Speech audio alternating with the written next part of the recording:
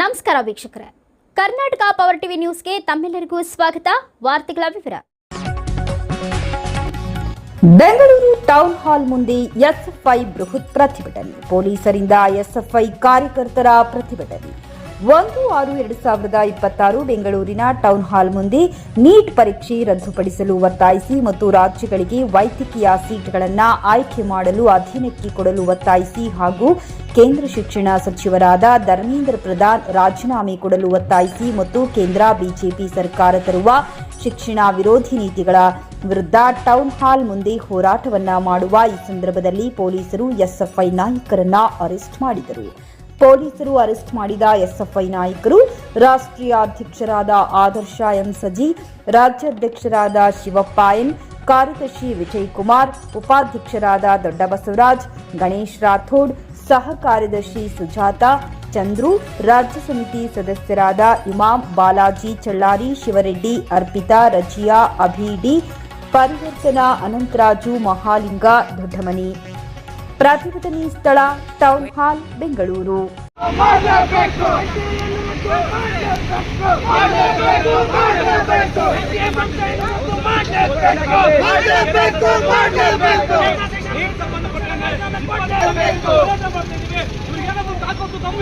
ರಾಜ್ಯ ಸರ್ಕಾರ ಕೇಂದ್ರ ಸರ್ಕಾರ ನೀಟ್ ಎಕ್ಸಾಮ್ ಬರಬೇಕು. 22 ಲಕ್ಷ ಘೋಷಣೆ ಕರ್ನಾಟಕ ಕೇಂದ್ರ ಸರ್ಕಾರ ಧಿಕ್ಕಾರ ಮಾಡ್ತಾ ಇವೆ. ದಯವಿಟ್ಟು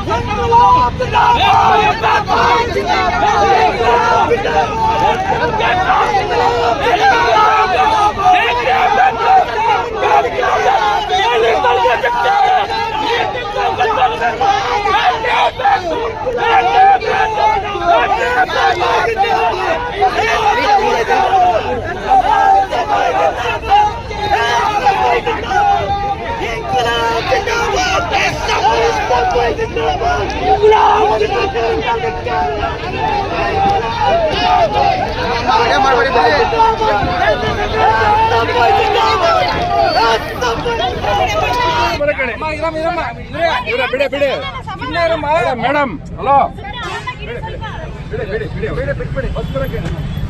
ಆಯ್ತಮ್ಮ, ಗಡಿಬಿಡಿ ಮಾಡ್ಬೇಡಿ. ಆಯ್ತು ಮಾಡಿ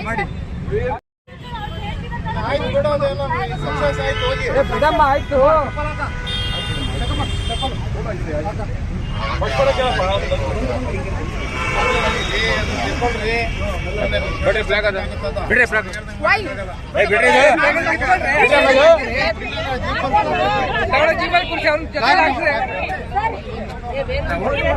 ಮೀಡಿಯಾ ಸರ್, ಮೀಡಿಯಾ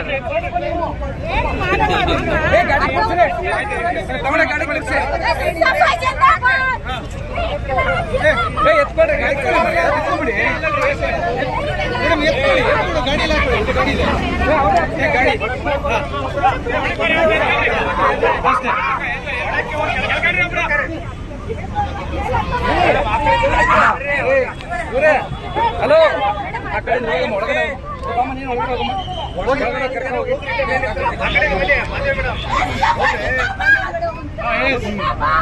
ಕೂರ್ಸಿ.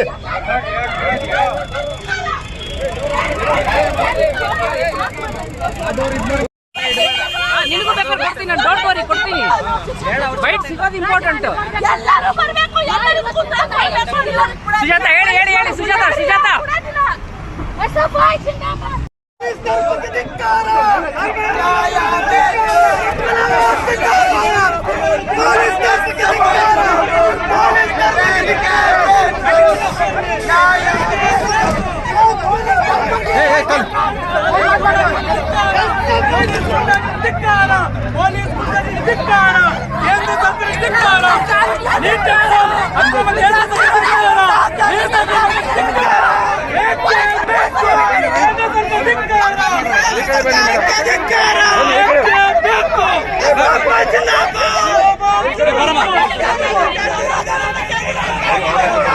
ಬೇರೆ ಬಸ್ ಕಳಿಸ. ಏನಾಯ್ತು ನೋಡಿ ಮೇಡಮ್, ಈ ಪೊಲೀಸರು ತುಂಬಾ ಅಸಭ್ಯವಾಗಿ ಬಟ್ಟೆ ಹಾಕೊಂಡು ಎಳಿತಿದ್ದಾರೆ. ನಾವು ಏನ್ ಕೇಳಕ್ ಬಂದಿದ್ದೆ, ಇವ್ರ ಮೇಲೆ ವಿರೋಧ ತೋರಿಸಿದ್ವಾ? ನಮ್ಮ ಹೋರಾಟಕ್ಕೆ ನಮ್ಮ ಇದ್ರ ಬಗ್ಗೆ ಕೇಳ್ತಿದ್ರೆ ಇವರೆಲ್ಲ ದೌರ್ಜನ್ಯ ಮಾಡ್ತಾರೆ. ಏನ್ ಬೇಡಿಕೆ ನಿಮ್ದು? ನೀಟ್ ಎಕ್ಸಾಮ್ ಬಗ್ಗೆ ಬೇಡಿಕೆ ಇರೋದು ನಮ್ದು. ಬಟ್ಟೆ ಹಿಡ್ಕೊಂಡು ಎಳಿತಾರೆ. ಇವ್ರ ಮೇಲೆ ನಾವು ದೌರ್ಜನ್ಯ ಮಾಡಿದೀವ? ನಮ್ಮ ಮೇಲೆ ಅಷ್ಟು ತೋರಿಸ್ತಾರೆ. ನೀಟಿ ಪರ್ಯಾಯ ಏನ್ ಕೇಳ್ತಾ ಇದೀರಿ?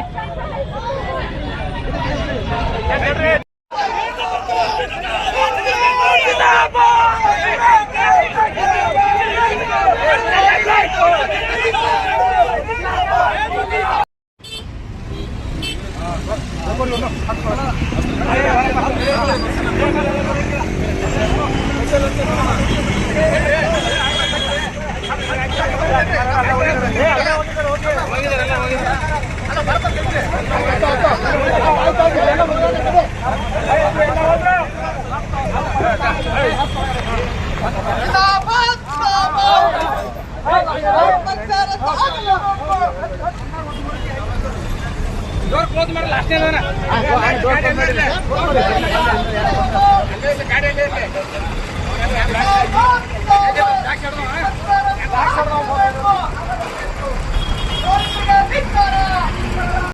ಪೊಲೀಸರನ್ನ ಬಿಟ್ಟು ನೀವು ಇವತ್ತು ನಮ್ಮನ್ನ ಅರೆಸ್ಟ್ ಮಾಡಿಸಿರ್ಬೋದು, ಆದ್ರೆ ನಮ್ಮ ಹೋರಾಟ ನಿಲ್ಲೋದಿಲ್ಲ ಅಂತಕ್ಕಂಥ ಎಚ್ಚರಿಕೆಯನ್ನ ರಾಜ್ಯ ಸರ್ಕಾರಕ್ಕೆ ಕೊಡ್ತಾ ಕೇಂದ್ರದ ಅನೀತಿ ಏನಿದೆ ಅದನ್ನ ವಿರೋಧಿಸಿ ನಮ್ಮ ಹೋರಾಟ ರಾಜ್ಯ ವ್ಯಾಪ್ತಿ ನಡೆಯುತ್ತೆ, ದೇಶ ವ್ಯಾಪ್ತಿ ನಡೆಯುತ್ತೆ. ಈ ಹೋರಾಟವನ್ನ ನಮ್ಮ ಜೊತೆಗೆ ಹೋರಾಟಕ್ಕೆ ಬಂದಿರತಕ್ಕಂತ ಎಸ್ಎಫ್ಐನ ರಾಷ್ಟ್ರೀಯ ಅಧ್ಯಕ್ಷರಾಗಿ ನಮ್ಮ ಹೋರಾಟದಲ್ಲಿ ಭಾಗವಹಿಸಿದ್ದಾರೆ. ಅವರು ನಮ್ಮನ್ನು ಉದ್ದೇಶಿಸಿ ಮಾತನಾಡಲಿದ್ದಾರೆ. ನಾವೆಲ್ಲರೂ ಕೂಡ ಶಾಂತ ರೀತಿಯಿಂದ ಈ ಹೋರಾಟ ಉದ್ದೇಶಿಸಿ ಅವರು ಮಾತಾಡ್ತಾರೆ, ಕೇಳೋಣ. As we know on what issue we had raised this movement, we started this movement. More than 22 lakh students have been affected by this NEET scam. From 2017 onwards, the BJP government is using this NEET to centralize the whole examination. So on that, 22 lakh students have been affected by that. After the cancellation of this examination, more than 6 and 7 students committed suicide. It is not a suicide. It is because of this fault of the institution. It is a type of murder. The system, the institution of India, the Modi's government had killed 7 students, 7 NEET aspirants. So, comrade, because of that we protested. It's our duty to protest. We are not protesting for the specific government. We are protesting for the entire country, for the entire students of the country. Even though these police are arrested us, we are protesting for the daughter and children of them also. We are not protesting for ourselves. We are protesting for India. We are protesting for the entire people of this country. But what they are doing, they are brutally attacking. I am not saying that it's their fault, because they get order from the Congress government, from their chief minister, from their home minister. They get the order. My doubt is that who is ruling in Karnataka? People elected a Congress government in Karnataka, but the Congress government is taking up destroying the entire education system of India. They are looting, they are centralizing this examination, and they are attacking the entire student community of India.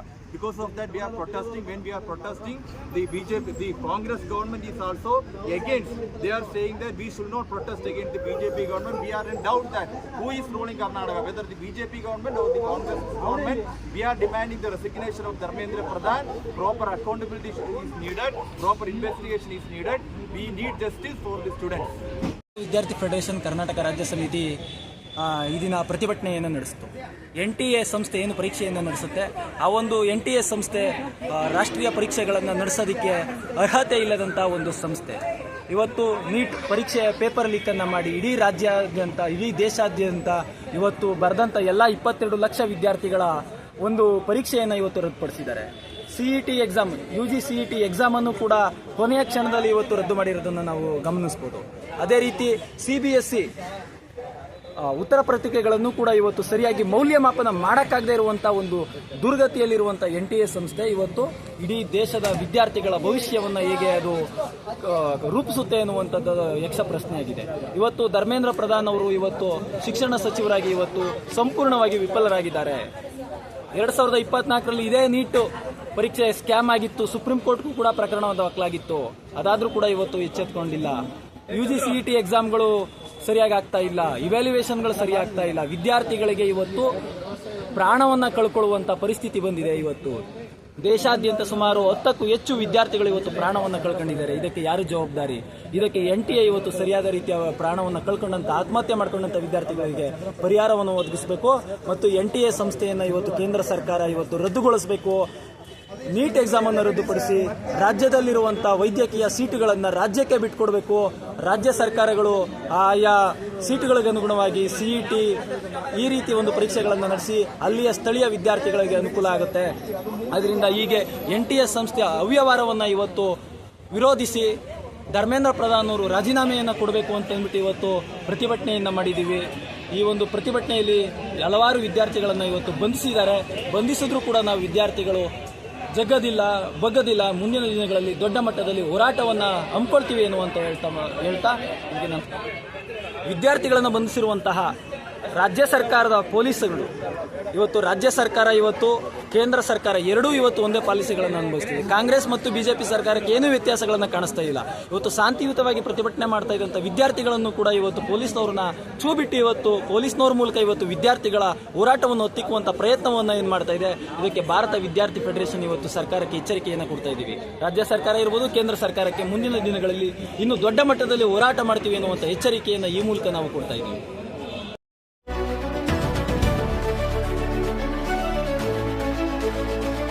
ನೈಜ ಸುದ್ದಿಗಾಗಿ ನಿರಂತರವಾಗಿ ನೋಡ್ತಾ ಇರಿ Karnataka power TV news. ನೀವು ಇನ್ನ ನಮ್ಮ channel subscribe ಮಾಡಿಲ್ಲ ಅಂದ್ರೆ ಕೂಡಲೇ ಸಬ್ಸ್ಕ್ರೈಬ್ ಮಾಡಿ, ಲೈಕ್ ಮಾಡಿ, ಕಮೆಂಟ್ ಮಾಡಿ ಮತ್ತು ಶೇರ್ ಮಾಡಿ.